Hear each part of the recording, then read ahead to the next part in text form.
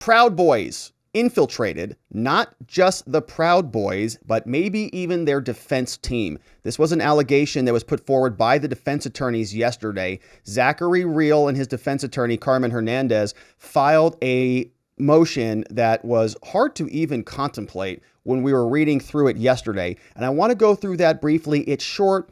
Before we look at the media's reaction, because as soon as the defense filed this response alleging that the government had moles in the defense team, not in the Proud Boys, in the defense team, the media said, we have to be a part of this hearing. So we're going to take a quick look at their motion.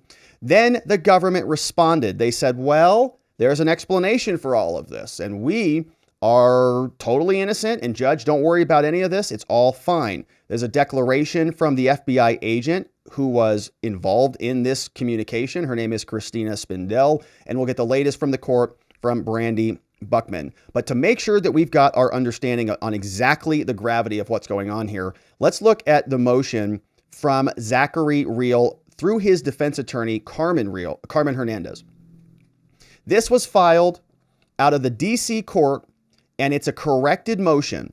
It relates to a potential confidential human source and other witnesses that the FBI may have communicated with and other recordings that are in the FBI's possession. Here's what they're alleging. They say that on March 22nd, after the court proceedings were finished, the government stated that one of the witnesses that was on the defense list that they were going to use in their case, the defense says, we're going to call person X. They say, well, person X apparently, who was scheduled to appear the following day, had been serving as a confidential human source since April of last year, 2 years ago. 2021. April 2021, this whole case is pending. Proud Boys are already getting picked up. It's all working through the process. Defense attorneys start getting hired. We have pretrial proceedings. We're looking through discovery. Defense attorneys are meeting. Defense attorneys are having conversations with their clients. Go get, I need mitigation statements. Go get your girlfriend. Go talk to your teachers. Go talk to your counselors. Give me your priest. Get these letters. We need support. They start to rally the troops to support these guys. They don't know that in the whole operation, there's apparently a confidential human source sort of smoking around this for as far back as April 2021. Now, during this period of time, the CHS, this person, has been in contact by phone, by text messaging, and by other means with one or more lawyers for the defense and at least one defendant.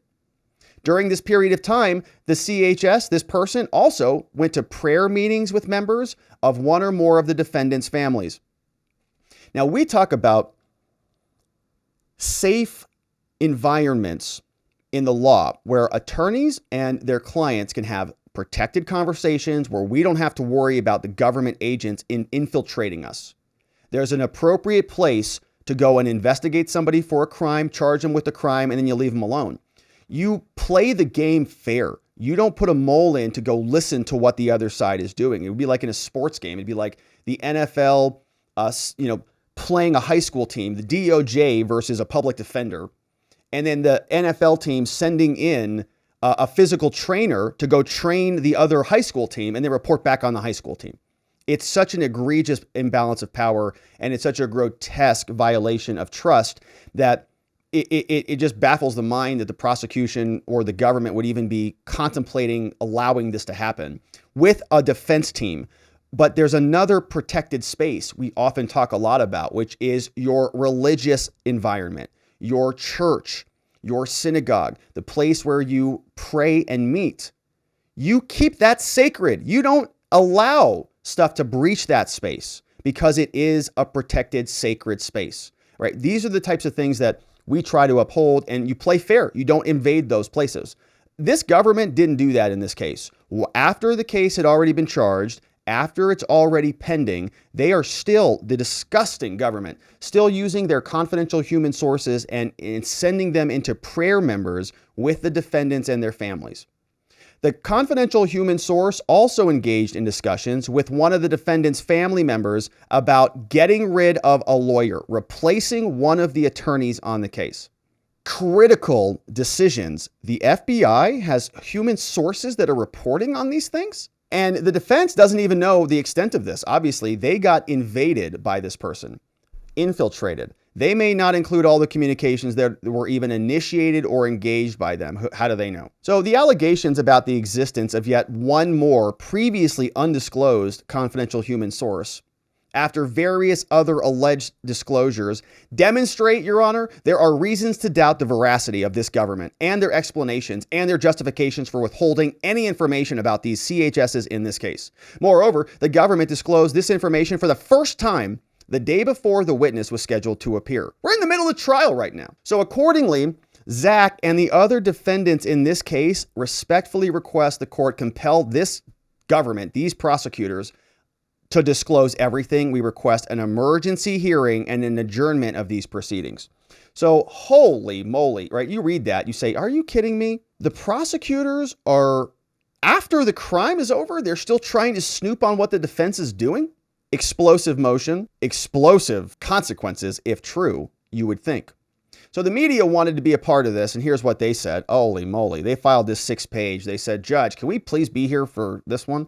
The March 23rd memo, look at all these people. CBS, Wall Street Journal, Huffington Post, LA Times, NPR, New York Times. We respectfully move the court to ensure the motions are open to the press and the public. The court has previously excluded members of the media from proceedings. And we filed this motion now. We want to assert our First Amendment to get in here. Capitol riot was important. All the defendants were important. The March 23rd hearing, they say, Judge, yesterday, the court converted today's proceedings, the ones that were supposed to go on today, into a motions hearing. The change was prompted by the motion that we just read, saying that there are CHSs embedded in the defense team. According to the motions, the defense learned that near the end of yesterday's trial proceedings. They were going to call a witness. They didn't realize it was a CHS. Uh-oh. And the court has, without prior notice, previously sealed hearings and excluded the press. Why would they do that? This court did not indicate previously that the November 14th hearing would be closed because this judge doesn't want anybody to see all of this stuff. And they say, we are the press. We have a right to come in here and be a part of this. So please let us in. Give us access on March 23rd. Sincerely, your friends in the press, Charles Tobin, attorneys for the government. Now, that got submitted, and the government responded to this today. And before we take a quick look at the response, let me just pull open the docket and see if there is anything new. I'm just sort of curious now if there's anything new that has hit the docket before we take a look at that. And the most recent filing, yeah, there is nothing else new on this. So this is the conclusion. We'll read through the rest of this and see what we've got. So the government did respond to the motion from Zachary and Carmen Hernandez. And let's take a look at what they say. Before we read the actual report, I want to go through this declaration. So we'll take them in turn. Here is the response. Government prosecutors respond to the allegation from Zachary Real and the request to compel the disclosure of the new evidence.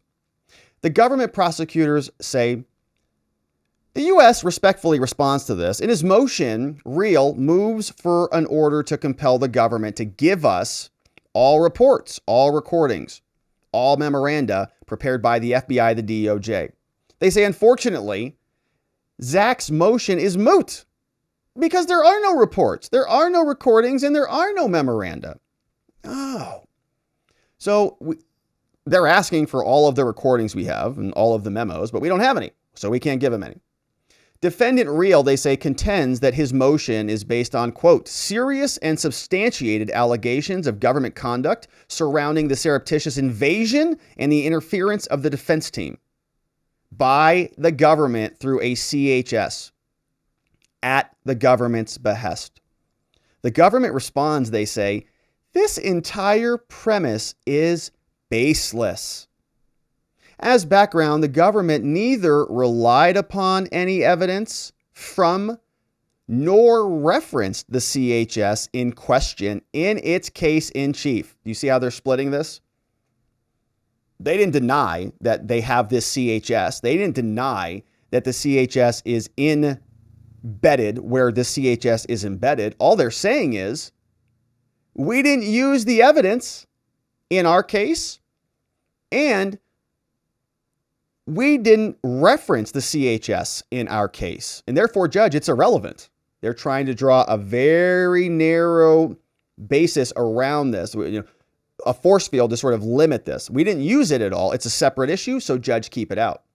They say it was only after counsel for Enrique Tarrio proffered on March 21st, 2023, that they intended to call this person, and two, that they intended to elicit evidence related to reporting that the CHS had provided to the FBI, that the CHS reporting became relevant and arguably discoverable. So you see this?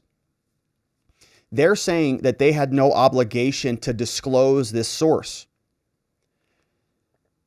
They had a confidential human source that was talking with the defense attorneys, hanging out with the defendants as this case was progressing, and they didn't tell them at all. We don't know what they were reporting back to the government. These are the prosecutors admitting this, right? And they're saying, Judge, yeah, all of it's true, but we had no obligation to give it to them. Only recently, on March 21st, when they decided to call them and reference those topics, did we have any duty to disclose it? And they're referencing some case law. To give ride to the disclosure's obligation, the evidence materiality must be evident to a reasonable prosecutor. They say it's not reasonable. We weren't going to use this source. And my guess is they have so many confidential human sources. It's really gross. If we could ever figure out the total number of these confidential human sources, I would bet that they have at least 2 CHSs to charged Proud Boys, if not 3, if not 5. What do I mean by that? There are 5 Proud Boy defendants. How many confidential human sources in the close proximity of these Proud Boys, not even nationwide, in close proximity, let's say J6 Proud Boys, how many of those were CHSs relative to the 5 that were charged? Is it 2 to 1? Are there 10 CHSs to the 5 charged? Is it 1 to 1? Is it 5 to 1? I don't know. But there are apparently so many of them that one of them is friends, and whoever that person is going to prayer meetings and praying with them while reporting on them back to the FBI. Oh my gosh, what kind of a person? The prosecutor, or what kind of a pressure is being put on that person? Okay, what kind of disgusting leverage is the FBI putting down on that person that is forcing them to go into prayer meetings, that's forcing them to go in and sit down with defense attorneys? They are cheaters. They are cheaters through and through. They are just cheating. The DOJ, they are cheaters. They listen to emails and they say, you click the screen, therefore we get to see your entire playbook. They should be ashamed of themselves. Now, the prosecutor, they say, need not guess that evidence may become material as a consequence of the not yet revealed strategic decisions. They say, furthermore, it's only after the government disclosed the status as a CHS to the defense that the government learned from the defense that the CHS, according to them, had been in communication with their lawyers, that the CHS had participated in prayer meetings with them at one or more of their families' houses, and that the CHS had engaged in discussions with the family members about replacing the defense counsel. So the government just says, oh, we didn't know about it. Oh, we didn't know anything about it, so it's not our fault. They told us as soon as we had no obligation to disclose it because it's not relevant. We didn't use it. We had no obligation to give it to them. We didn't know about it. So it's just a big list of excuses. They say, as set forth in the declaration by FBI Special Agent Christina, which we'll read in a minute, the FBI never tasked the CHS with gathering any information on the defendants or their defense counsel. That's interesting. So the FBI never went into their little system and said, task due by Friday, go spy on them. Great. You never tasked them to do that, but she was just conveniently hanging out with them, showing up when invited to prayer meetings, showing up when invited to meetings with defense counsel. Can you feel how disgusting that is? Doesn't matter what you think about prosecutors or defense attorneys or criminals. Let's say you're sitting there with a family member or a son or something like that, and you are trying to figure out what to do, and your son's friend comes over, and they're sitting there with you, and you go, your friend's okay, and that person is in your prayers, is at your dinner table, after you've already been charged, when you're meeting with your defense attorney and they're reporting that back to the FBI, and the disgusting FBI and the disgusting prosecutors who are supporting them and standing up for this behavior are sitting there saying, yeah, well, we never asked them to do that. We never tasked them. This is very careful language. We never tasked them with gathering any information. So although the FBI was generally aware that the CHS was active in assisting defendants charged with crimes related to J6 on the Capitol, they knew about it and they allowed it to go on. Generally aware, but not specifically aware. So we didn't cross the line with the prayer group. We didn't cross the line with the attorney-client defendant conversation. They were just generally aware that they were floating around, including in assisting in fundraising efforts and protesting against their conditions. The FBI intentionally chose to never ask about her relationship, her relationship with defendant Enrique Tarrio or any other defendants or counsel in this matter. Wow, so you intentionally chose not to ask about it. That's great. Did she voluntarily tell you about it? Did this woman provide you information even though you intentionally chose not to ask? Did you still get it? The CHS's nickname, but not true name, was included on the list of 87 potential witnesses provided by defense counsel to the government.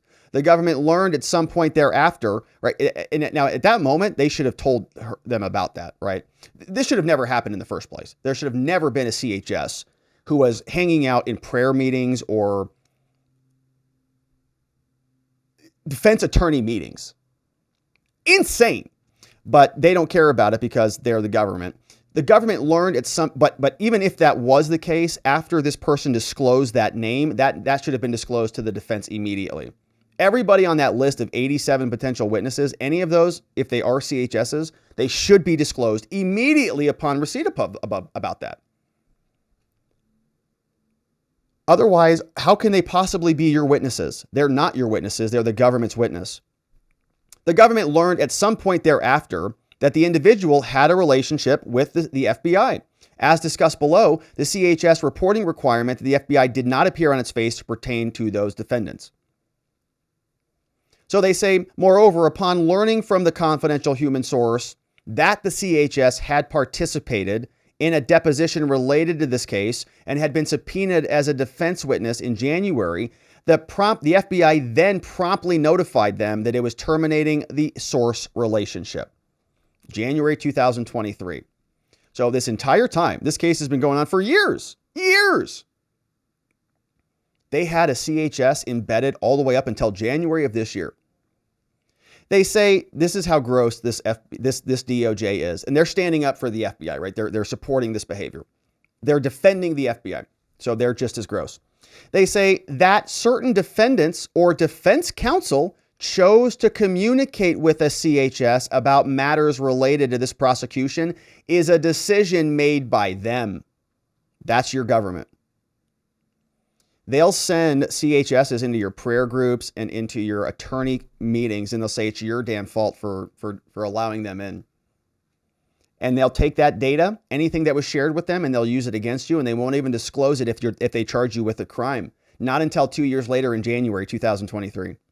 Rotten. They are all rotten. It's really shameful behavior. They should be ashamed of themselves. However, the government is in no way orchestrated such alleged voluntary interactions. Yes, you did. It was your confidential human source. You had awareness of it and you terminated it as soon as you knew about it. Uh-oh. January 2023, we're going to get in trouble for this. Then you terminated it because you knew it was a problem. It was a problem the whole time. You just got caught. Now, moreover, the government is still unaware of the nature and scope of any contact between the CHS and any of the defendants or their counsel. They say there has been no intrusion on the defense camp and no such records or recordings exist. So they just admitted to it outright through and through, but they're splicing the law on this, right? They're saying, first of all, Judge, it's not related to this case. It's totally voluntary. We didn't use any of the information in here in the first place. As soon as we knew about it, that it could be consequential, then we ended our relationship. They say that the defense made their own volitional basis for engaging with these people. We never asked them to do this stuff. They did it on their own. And a prosecutor has no duties to disclose this stuff until a certain point anyways. And the FBI that they are supporting through this person here named Christina Spindel is going to give us some more details on this. They submitted this as a declaration. They write, I, Christina Spindel, FBI agent, have personal knowledge of the facts and will testify to them if called to do so. I'm an FBI agent since 2014, been working in San Antonio for a long time. Now, I retained a person listed on the defense joint witness list as a confidential human source on April 19th, 2021. FBI agent after J6, they go and nab this person. I retained a person. This individual was previously known to FBI San Antonio and had on occasion provided information to the FBI starting in the fall of 2019. Some of this information pertained to her status as a victim. So now she's embedded with the Proud Boys or whomever for a long period of time, starting even as far back as 2019, officially as a CHS, officially April 19th. Proud Boys are arrested at that right around that time, and they start getting charged and prosecuted. Now, some of the information that CHS provided prior to being officially opened as a CHS related to J6. The information provided to J6 is documented in a 302. They think that that 302 has been produced to the defense. Does it say that she's a CHS in there? I'm guessing not. Some of the information that the CHS provided prior to being officially opened as a CHS did relate to two defendants in this matter. That was provided to the FBI in 2019 and did not pertain to their status as defendants in this matter. So these guys had, these Proud Boys were so scrutinized, they had them all the way back in 2019, two of these defendants. 2019.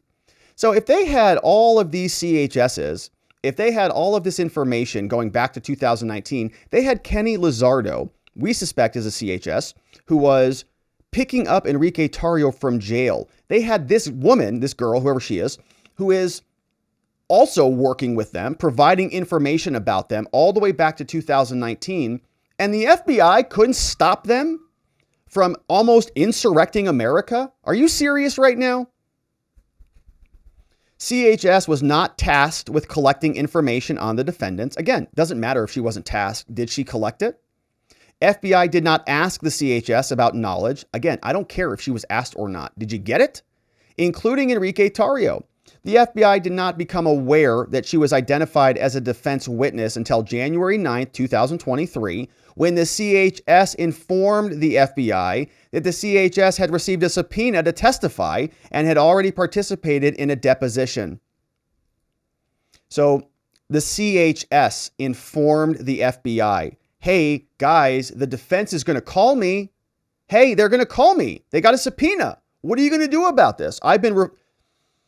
The CHS had been snooping on the Proud Boys and their defense team for a while, or that's what I'm guessing happened, and then is providing that info over to the FBI.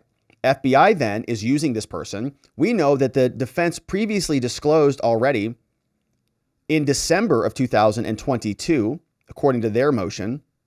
CHS was in contact. It was disclosed to the court December 2022. They terminated the relationship January 9th. And not after the government, not because the defense disclosed it, because the CHS brought it up. So CHS was then terminated as a source shortly after the FBI became aware that she had been subpoenaed to testify in the matter. So the government prosecutors, they didn't adhere to their duty. They should have disclosed this a long time ago back in December. Soon as the defense said, hey, we might call this person, they should have notified them at that moment. That's one of our CHSs at the latest, right? I think that they should have disclosed a whole bunch of who these CHSs are in general, because it is fair to know that if you're going to be calling witnesses and things like that. But I can understand their argument otherwise. But at least as December 2022, this should have been done not January 9th, and not because the CHS told them. This was their responsibility, not the CHS's responsibility. What if the CHS didn't tell them? What if the CHS didn't tell them and the defense just called this person as a witness? They say this confidential source was never tasked to communicate with their lawyers or to gather any information. So they're trying to say, we didn't do it. She did it. The FBI was never provided information about any contact or communications that the CHS may have had with the defendants or their lawyers, nor was the FBI provided any specific information about any contact the CHS had with family members or the defendants other than their generalized knowledge about assisting in fundraising efforts and petitioning against the conditions of their confinement. Forgive me if I don't believe you for a minute, not even a minute. Generalized knowledge about random things. We never got access to their defense strategy. We never got access to what they were talking about with their lawyers or their pastors or their family members in the confines of their home. No, just generalized knowledge. Nobody believes you at the FBI anymore. Nobody. I've spoken with the agents to whom this CHS was assigned. I've reviewed the official file. My review of the file and my discussion with law enforcement confirm that the CHS was never tasked with obtaining information from the defendants or their counsel, nor did they receive any such information regarding the defendants and their counsel. Now, the judge is probably going to use that to just paper over this whole thing. Oh, well, they never got anything bad from this person. This is a big scandal, and they're trying to blame this on, we didn't ask them to do anything. Man, if they get away with this, I'm going to be furious. We didn't ask them to do anything. So if they happen to do the things, we didn't ask them to do it. But if they did do it, we didn't receive the information that you think is problematic. So they're putting up a big fence here. They're saying, nope, has nothing to do with this case. There's nothing here at all. And I'm an FBI agent. I reviewed the file. There is no there is basically what this argument is. And it is blood boiling that they would try to excuse this behavior. This is our government. It is disgusting. Disgusting what they are doing. They justify it. Sending their snitches into private homes, into private relationships with pastors and with attorneys to try to get an advantage for their case, which they're basically creating out of thin air anyways. So Brandy Buckman was there today. Says, I'm at the federal courthouse waiting to see if today's hearing is going to be open or sealed. Proud Boys were here. There was a motions hearing. All the defendants are in on the motion. Prosecutors have pushed back on the claim. The government has filed this response. We just read through it. Prosecutors argue what we just read. The hearing was not sealed, but I had to sit in the courtroom, so I couldn't live tweet it. Here's where things stand. 1. Kelly began today's motion hearing telling all of the parties that 1, we need to be focused on facts. Oh gosh. And not whatever our worst concerns may have been. So the judge is going to just paper over this whole thing. It sounds bad, he's saying. Holy crap. I know this sounds bad, everybody. I know it sounds like the FBI are a bunch of corrupt scumbags and the DOJ is trying to cover up for them. But let's just listen to the facts. And then he's going to go right back to that declaration from the FBI and just say, well, she said they didn't access it and we trust them. That's my prediction. Let's see. Judge Kelly wanted to use today to ensure we have Friday teed up for witnesses and take the evening to make sure the parties can represent their plans. Hernandez said that Real had no contact with this CHS agent that has caused the defense to file this motion. My client didn't talk to him at all. And Norm Pattis says same here. Our client wasn't involved with that either. It's really about Biggs's case. But defense says, still, Judge, look, I just want the court to get to the bottom of this so it doesn't come up again next week. Judge Kelly says, I understand your concern, but let's be clear here, okay?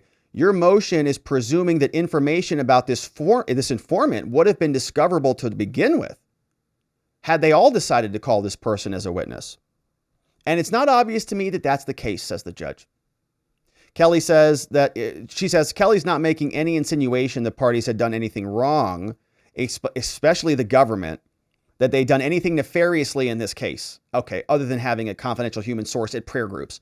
Nick Smith for Ethan Nordine told the court that he was told this person was a paid informant and there would be facts that Kelly should explore because, according to Smith, this informant had reported on 1/6 and what occurred at that time. Defense attorney says, well, in April 2022, our client received unsolicited requests to discuss this case. He said we had a constant drumbeat. Smith said he wasn't sure why the person was asking them to do this. Said we have contacts with J6 defendants in jail, and there's a lot of troubling suggestions about what's going on here. Judge says, yeah, I take your point, but it's not a coincidence this person was terminated when the government learned he was a witness. Smith is pushing back, saying, Judge, we don't know how that ended. We don't know who requested this. We request that there's a sealed hearing to discuss this further. Judge says, well, I'm going to review the facts that are already under seal now, and then we'll come back to this tomorrow. Defense attorney Norm Pattis, he says, Judge, proceedings should be held back due to concerns with this witness. Pattis says, Judge, there's about 20 to 30 conversations between my client Biggs and some of that and this person. The communications between the attorney and client are sacrosanct, he says. You can't breach that. I don't want the trial to proceed. There are grievances here. The government called 3 to 4 case agents involved in this investigation, but there was no one in charge. And one of those agents testified, no one's in charge. He says, I've lost confidence in this process, Judge. Pattis told Judge Kelly, further suggesting they may call for sanctions. Wow, this is ridiculous. How can we do our job when they're telling us that we have CHSs in our office, maybe? The government saying it had nothing wrong, had done nothing wrong. And he says, that's a little too rich for my blood. Yeah, me too. Judge Kelly reiterated his earlier point. He says, look, I understand why the defense would react with concern. Look, I get it, guys. I get it. I wouldn't want a confidential human source in my prayer group or in my office listening in on my conversations with my clients either. But if there is an evidentiary hearing, it's not going to be open-ended about how the FBI handles their CHSs. It would only be about this one in this case. And he said there's also going to be a hearing on any possible attorney-client violations as well. Kelly says, hey, just like I told Carmen Hernandez, this presumes that the defense has a right to any confidential human source information. Why should you get any of that at all? What if your whole prayer group is a bunch of feds? Or your whole insurrection? But Kelly told Pattis, like he told Hernandez, it presumes the defense that you've got a right to that. So after some back and forth, Pattis says, I want the FBI to be audited. Me too. Shout out to Norm Pattis. Sabino Jaraguay for the defense, representing Enrique Tarrio. He says, hey, Judge Kelly, my team, when we learned about this, was in utter shock. Yeah, that's how I would feel. When informed that their witness was a confidential human source. I can't even imagine it, honestly. We call John Smith here to the stand. Oh, crap, that's one of ours, a confidential human source. Okay, well, we call Kimberly over here. That's another one of ours. Do we have any witnesses that are not confidential human sources here? And just as he began to lace into the government and rail against communism, he says, I'm from Cuba, Judge. Judge Kelly cut him off. Says, look, leave the Cuba thing alone. Mr. Jaraguay, Kelly said, stopping him real quick. Do you have any other facts to discuss? He said, Judge, my clients were prosecuted for assembling in a group. That's it. So the defense attorneys are just outraged. I can imagine they're just outraged in court. Kelly reminded him, he says, I know you guys are upset. I know it. I know. This is about two things right now, okay? Don't be upset about what the allegations are. Did anything untoward happen with this government, with this CHS, and this case? We want to know. Right? The judge is buying the government's claim here. Very narrow. No. This isn't a systemic thing. It's about one CHS who didn't do anything wrong. We didn't have any duties, and we didn't have to disclose anything anyways. Jaraguay tells Judge Kelly, he asked the government if the next two witnesses were also informants and said prosecutors wouldn't tell him. So he makes the same point. He's like, are the rest of my witnesses informants too? You know these people too? Were they also at dinner on Sunday night with my family and my kids? Prosecutor Erickson shook his head, says, no, vigorously, as Jaraguay made the claim. Yeah, no. They're not all in feds and informants. Nonetheless, Jericho said that they'd still plan to call this witness. Roger Roots, representing Pizzola, he jumps in. He says, "Can I speak, Judge? The government is crafting the defense's case for us. This is a significant intrusion, and calling it a significant intrusion, it's just the tip of the iceberg." Nayeeb Hassan chimes in for Enrique Tarrio, says, "My team has been working with the government to stipulate what text messages would come in related to Tarrio's communications with members of law enforcement." Hassan says Tarrio may have one witness ready for tomorrow, maybe another witness ready on Monday. Hassan didn't say anything about whether Tarrio would testify. I would assume at this point it's increasingly unlikely, but it is the Proud Boys trial, so you never know. Hassan tells Judge Kelly he expects Tarrio's witness for tomorrow wouldn't take up the full day, probably short, 3 to 4 hours. Their other witnesses flying in on Sunday will be ready next week on Monday. Kelly said it would be fine if Tarrio's witness were called out of order, also depending on the line and how things shake out overnight. Says there are lingering motions, but they could rest, at least Tarrio could rest, as soon as Monday. Trial could be done as soon as Monday. Carmen Hernandez stands up. She says, well, we could start with our witness on Monday once Tarrio rests. Hernandez tells the court, Your Honor, and for everybody here in the courtroom, just for the record, I have not and have never been a confidential human source. Snickers around the courtroom, chuckling. That's good. But now I don't even know anymore. I'm not sure about that. You don't trust anybody out there. It's sort of like everybody's a Fed these days. Brandy Buckman continues. She says, Dominic Pizzola's attorney, Stephen Metcalf, was aligned with Norm Pattis. He didn't want to go forward with trial until we got the details around the CHS handled. Says, we're getting to the bottom of this one way or the other, but we're not about to freeze this trial in its tracks, says the judge. No, of course not. Pattis then told Kelly that he didn't know how he could agree to proceed, but Kelly wasn't convinced. I heard a deep sigh after Kelly responded, but couldn't see who it was, presumably Mr. Pattis. So Pattis is, Judge, we can't continue on this. How can we possibly continue when we don't even know what our witnesses are? We had our case prepared. We were going to call this witness. We disclose this. They say it's an informant. Our whole case is now deviated. How can we move forward with the rest of our witnesses? Judge says, well, you have to, because I said so. And so he lets out a big sigh. We also had the acting deputy chief, Denise Chung, who was there. She was very apologetic to the court, right? They brought out the big guns on that one. And I noticed that in this government response. You see this here? Denise Chung, see this? Chief Criminal Division. They don't ordinarily write these motions. Chief, Deputy Chief Criminal Division, Jennifer Blackwell. All right, these are two of the higher ups, the highest up. They recognize the severity of this claim. They understand, holy crap, we had CHSs in attorney meetings or in prayer meetings. Uh-oh. So they showed up. They didn't send this off to one of the peon prosecutors down there. They gave this to the big top dog and they sent that over. And that's what Brandy tells us. She's there. She's very apologetic, says, I recognize the concerns, but there were 87 witnesses lined up by the defense, and we didn't know all of them. And until Tarrio's attorney enunciated the reasons for those witnesses, we couldn't discuss them. And so, maybe we were a little bit slow on this. We're super sorry about it. So she also asked for grace. Look at that. Also asked for grace with the government's late response to Real's motion, which was delayed today, saying the delay was caused by the government trying to get statements from their agents themselves. So they're scrambling around. They're calling all their FBI agents. Who did what? Who knows anything about this? And Chung said the government did get a statement made under penalty of perjury, saying that the CHS did not contact the defense.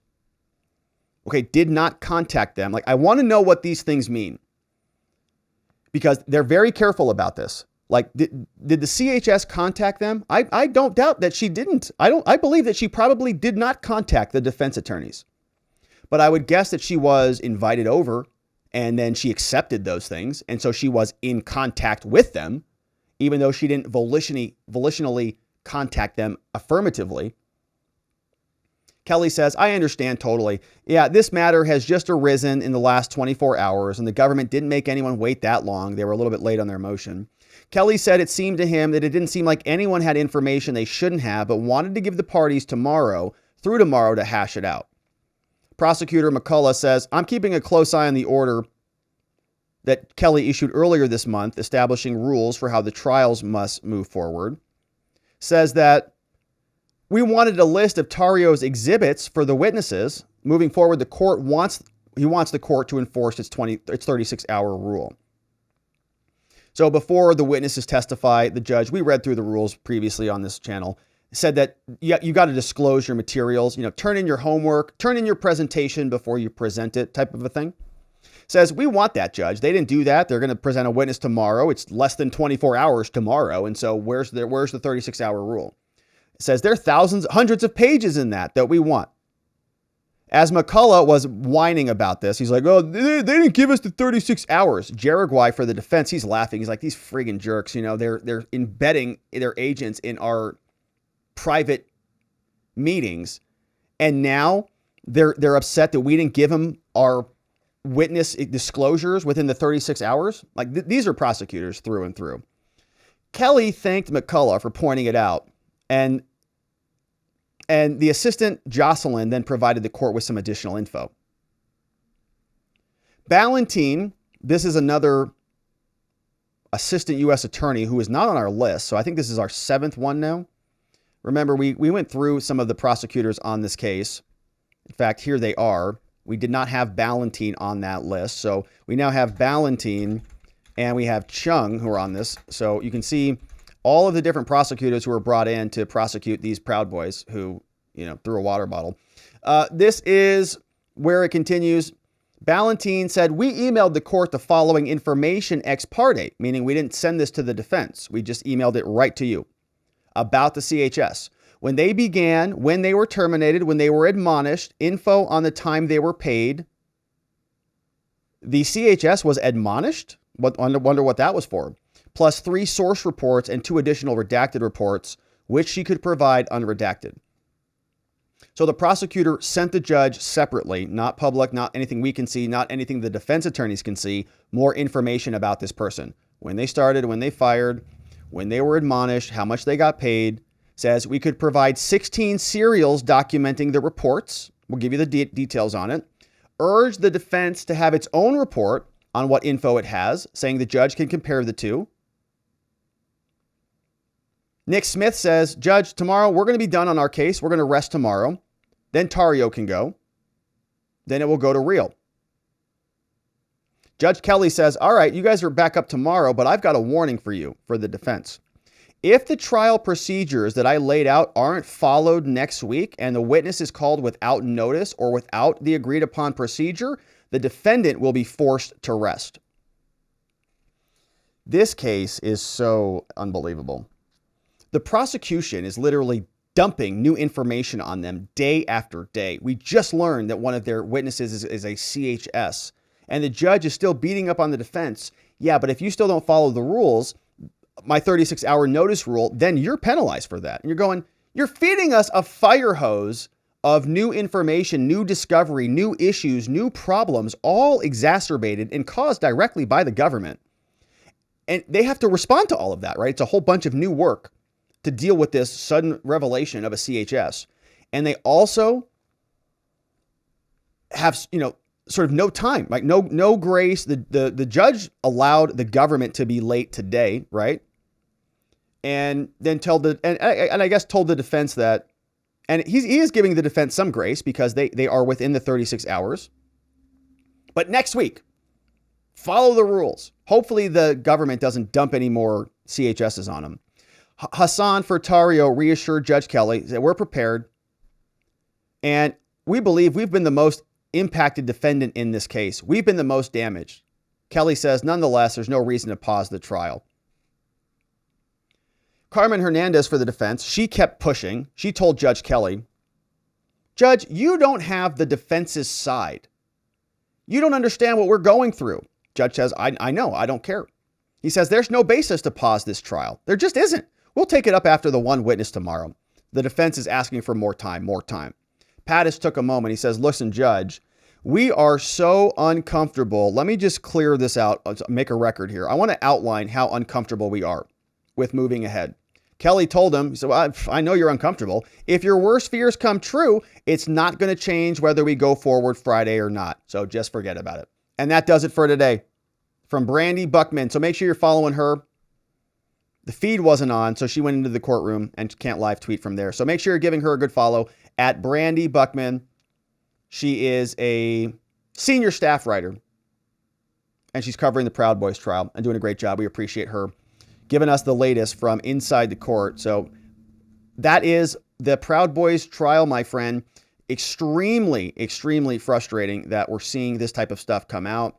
The government is apparently totally okay with their type of behavior. No real concerns about doing what they have done. Say, Judge, it's perfectly fine. We should just forget about it and just go right back to the trial. No harm, no foul, so they say. The defense, obviously, absolutely outraged about this, demanding more time, screaming from the rooftops. It sounds like the judge recognizes what a catastrophe this is, was even a little bit more accommodating today from what we read. I know you're upset, but let's just take this slow. The DOJ sent over their chief criminal officers to go and deal with this because it is a disaster. It's an egregious overstep. It really grosses me out as somebody who wants our justice system to function. I think that people in positions of power should know better. Even though they can do some of this stuff, maybe, and get away with it, they shouldn't do it. We ask them to be better than that, and they're obviously not. It's really disgusting, and it sort of breaks my heart in a way, but that's all right. We're going to continue to push forward on this and shine that big, beautiful spotlight down upon these injustices. And the more people who are awakened to these gross behaviors, the better, and eventually there will be a time where this stops because the right people will be in charge and we'll be able to reform this in a way that is in alignment with actual justice. Until that day happens, my friends, thank you for joining us as we cover this and more. Thank you for subscribing here. Thank you for liking this video. Thank you for sharing it with a friend or family member, and we'll look forward to seeing you on the next one.